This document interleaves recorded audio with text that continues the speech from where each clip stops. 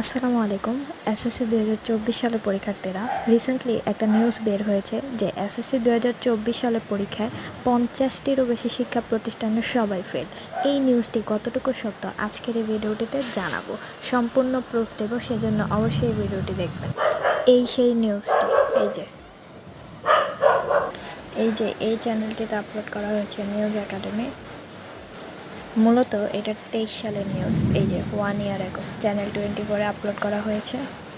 তো এটা একটা ফেক নিউজ, আপনারা কিন্তু জানেন। আমি আরেকটা ভিডিওতেও বলেছি news academy always fake news দেয় আপনাদের। তো আমি একটা কথাই বলবো, সব কিছু শুনে বিশ্বাস করার দরকার নেই। আগে জিনিসটাকে খুঁটিয়ে দেখবেন যে আসলে কতটুকু সত্য সেই জিনিসটা।